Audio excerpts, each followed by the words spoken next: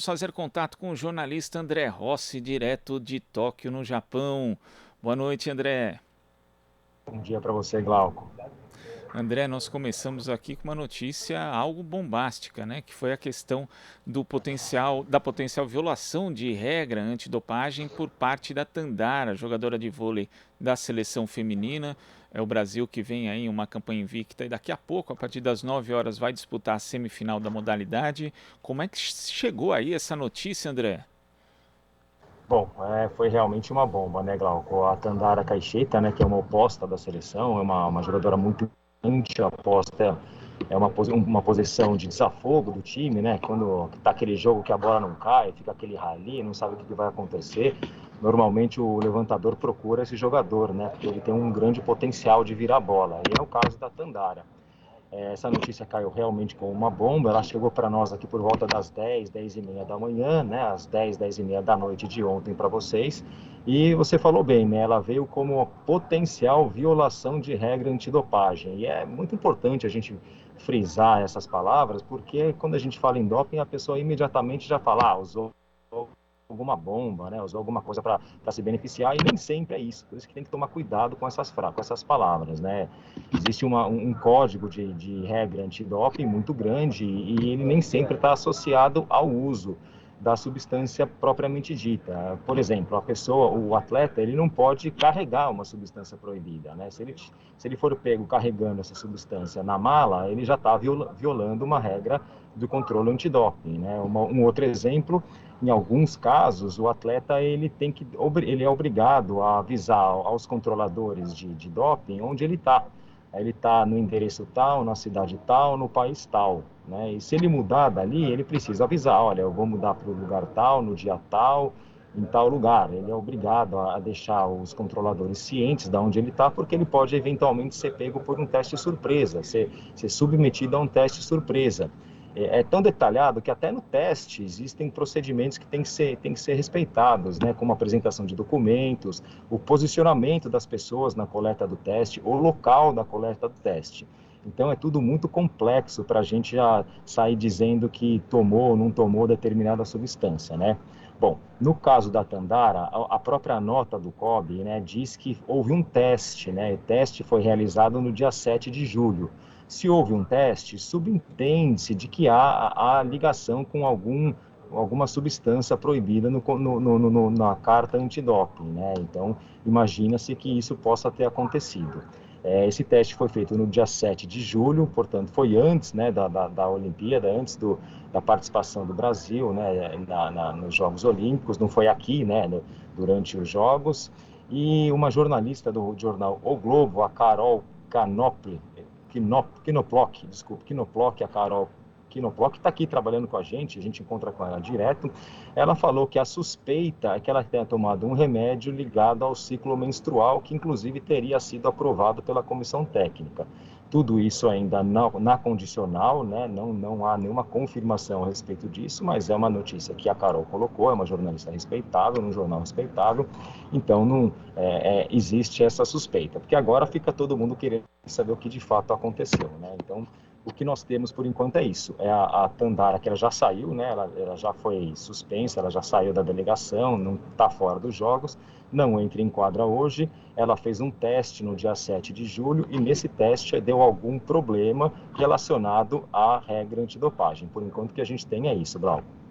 E eu acho muito importante isso que você está falando, André, de frisar que isso não é atestado de culpa, porque a pessoa teria usado de fato, de forma, inclusive por vontade própria, algum tipo de dopagem. Inclusive, no começo das Olimpíadas, eu li ali um artigo no The Conversations de duas especialistas dizendo que é preciso ter uma ética do cuidado em relação a essa questão do doping, porque os métodos estão cada vez mais sofisticados de detecção de substâncias que são listadas como proibidas. Então, às vezes, né, você pode ter um tipo de contaminação por algo mínimo que não vai trazer simplesmente nenhum tipo de vantagem esportiva. Tem o caso, inclusive, da velocista Shelby Houlihan, dos Estados Unidos, que é recordista, não é velocista, né, ela é corredora, porque ela é recordista dos 1.500 e dos 5.000 metros nos Estados Unidos, e há uma forte suspeita de que ela tenha sido contaminada por um burrito. Né? O Justin Gatlin, por exemplo, quando foi pego pela primeira vez no antidoping, era por conta de um remédio que era prescrito para ele por transtorno de déficit de atenção, e que justamente só porque os métodos ficaram mais sofisticados que foi possível ali detectar uma quantidade mínima dessa substância, né, que foi ali listada como proibida. Então é necessário ter uma ética do cuidado, porque de fato é um assunto complexo. Às vezes as pessoas têm esse problema de contaminação cruzada por conta de alimentos, de um suplemento alimentar, de um remédio que é receitado ali. Então vamos dar esse crédito para Tandara, né, André? Isso, vamos esperar, né? Vamos esperar as informações oficiais, né? Talvez ela venha a se pronunciar nos próximos dias, se explicar e, além disso, né, há um julgamento, né?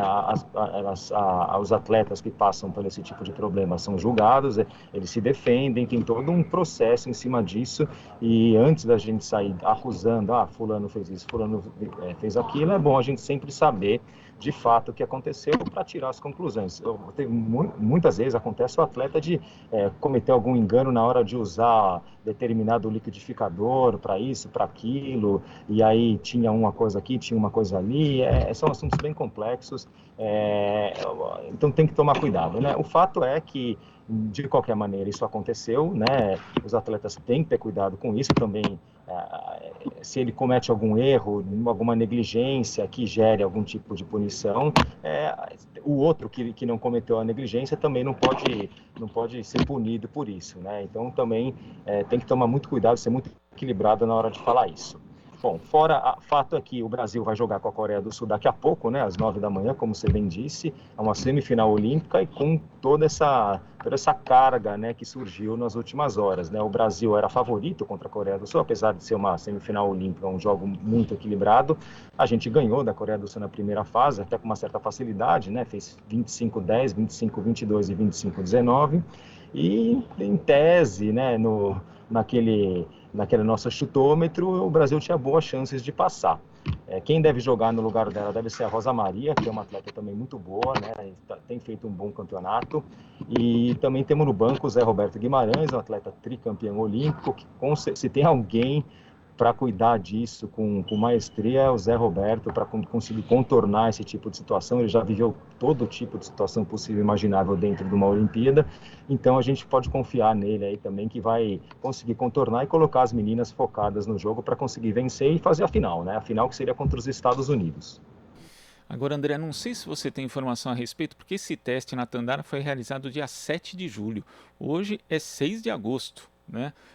A Autoridade Brasileira de Controle de Dopagem que fez esse teste, né? Como você bem mencionou, esses testes são feitos de forma periódica, às vezes inclusive de forma aleatória, né? Não importa se a pessoa está competindo ou não, mas demorou quase um mês para vir esse alerta da autoridade brasileira. Lembrando que a autoridade brasileira ela foi criada por conta do Brasil ter conquistado, inclusive, o direito de sediar os Jogos Olímpicos do Rio. É um legado olímpico, né? E é vinculada hoje à Secretaria Nacional do Esporte, antes o Ministério do Esporte, que agora uma pasta que foi extinta. Existe algum tipo de explicação do porquê dessa demora, André?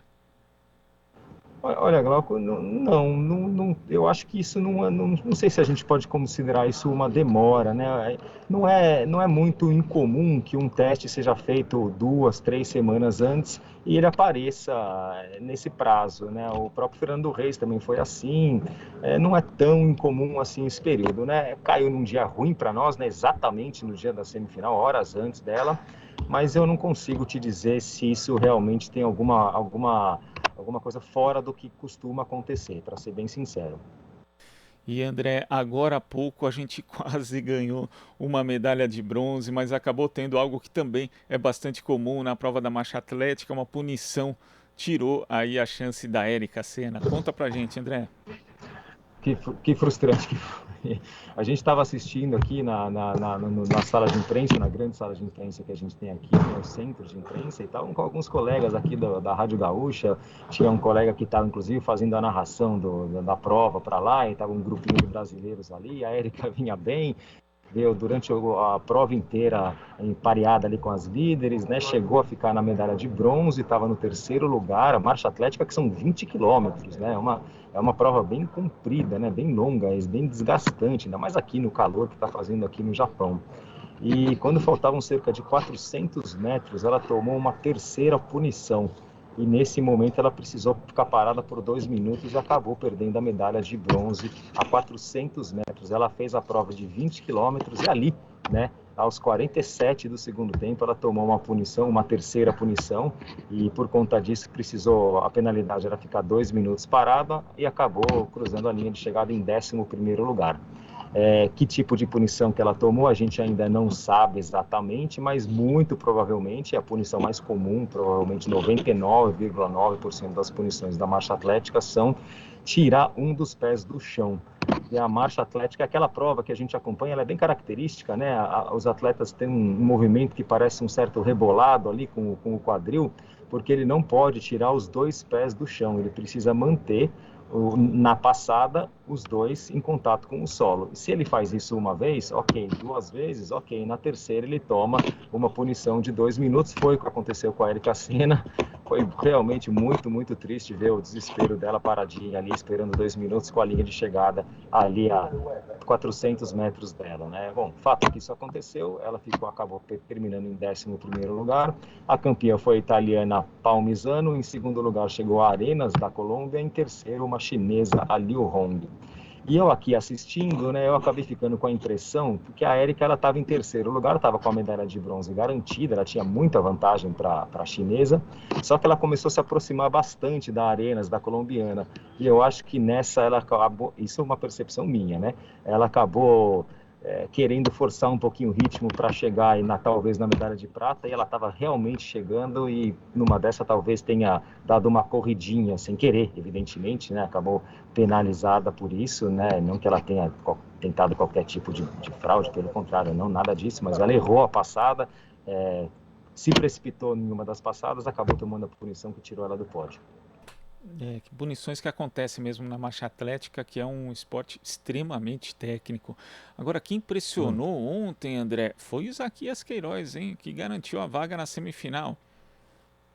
Ele estava leve, viu? Ele estava na prova dele, que é o C1000, o Isaquias, que ele já tinha competido no C2000, só que ele teve um problema nessa prova. Não, um problema não, né? Mas o principal, o parceiro dele, que é o Erlon de Souza, não foi, né? Então ele competiu a C2000, que é uma canoa com 2 atletas, com um outro participante. E ele não conseguiu realmente fazer a prova que ele queria, né? É muito difícil mesmo, porque precisa de muito entrosamento. Mas hoje ele foi fazer a prova dele, ele estava muito mais leve, fez uma belíssima prova na classificatória, passou em primeiro lugar, então ele foi direto para a semifinal e vai disputar a semifinal amanhã.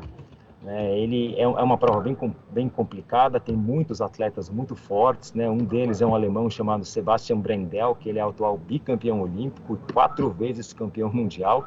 E tem uma curiosidade interessante a respeito desse atleta, que o Isaquias, ele admira demais, né, o Sebastian Brendel, inclusive ele deu o nome do filho dele de Sebastian, né, e o Sebastian Queiroz, então ele fala que o filho dele tem nome de campeão, né, o Sebastian do Sebastian Brendel e o Queiroz dele, né, do Isaquias Queiroz.